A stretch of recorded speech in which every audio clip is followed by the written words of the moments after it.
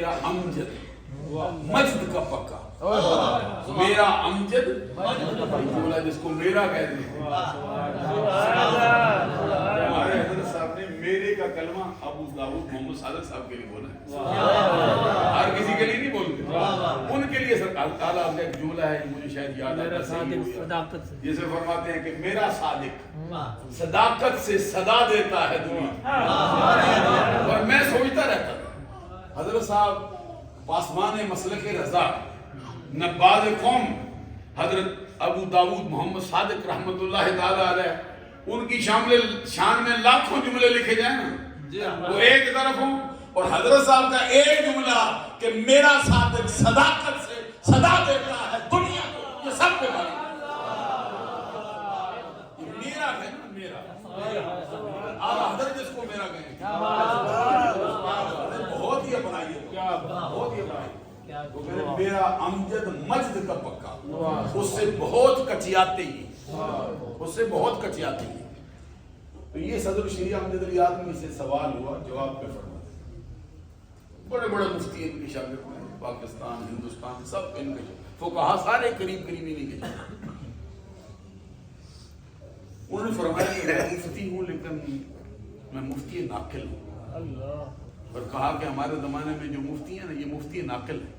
کیا مطلب ہوتا ہے ناقل کا؟ کہتے ہیں مفتی مجتہد نہیں ہے، ہم اجتہاد نہیں کرتے، ہم مفتی ناقل ہے، جو کتابوں میں لکھا ہوتا ہے نا پڑھ کے سنا دیتے ہیں، بس یہ مفتی۔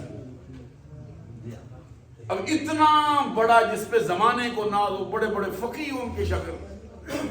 بڑے محدث اعظم پاکستان جن کے شاگرد ہیں، وہ ان سے بڑا پھر کون ہو سکتا ہے؟ وہ کہتے ہیں میں مفتی مجتہد نہیں ہوں، میں مفتی ناقل ہوں۔ اب ذرا غور کرو، اتنے اونچے مرتبے کا بندہ بھی مجتہد نہ ہو سکتا، تو مجتہد کے تو 6 درجے ہیں،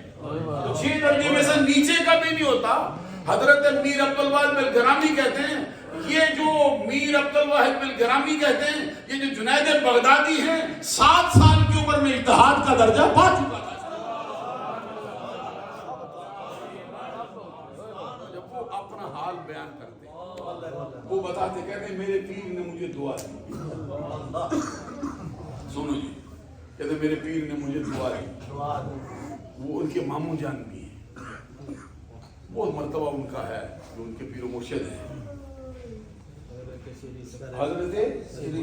سری سختی یا سری سختی، یہ جو یہ کلمہ ہوتے ہیں نا، یہ سماع سے تعلق نہیں ہوتا ہے، یعنی قیاس سے تعلق نہیں ہوتا، سماع سے تعلق ہوتا ہے، سننے سے۔ تھوڑی بہت غلطی ہو جائے نا ہم سے تو وہ غلطی نہیں ہوتی،